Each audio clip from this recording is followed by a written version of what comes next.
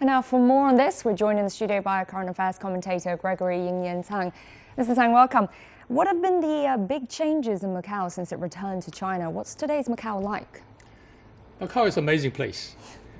It has the most densely populated district with about 20,000 people on one square kilometer. But it has become the most advanced city in China in terms of the per capita GDP.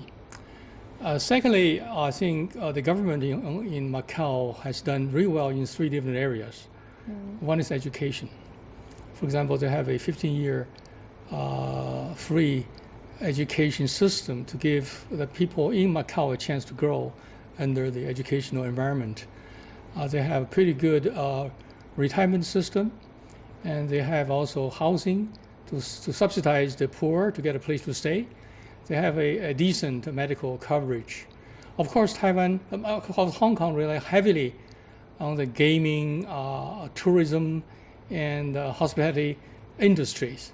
But it's well balanced, developed. It provided like 20% of employment, 50% of the GDP, and also 7%, as I understand, of the government revenue.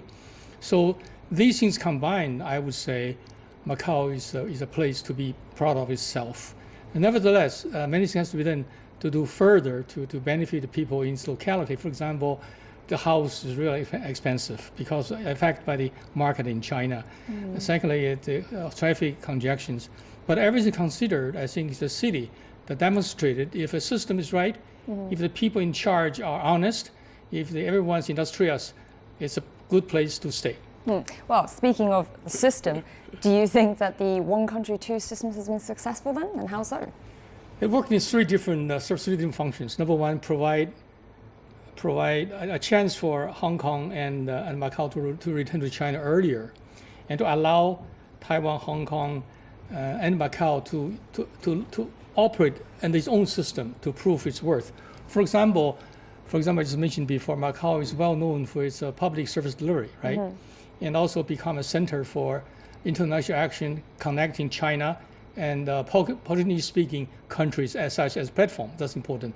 In Hong Kong, become a powerful world financial center, rule of law, and also they have the least corruption happen in the locality.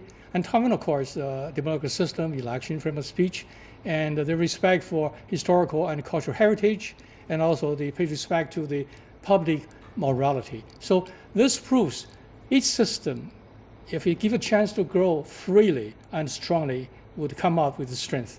So I like to see China in the long run become one country, one system.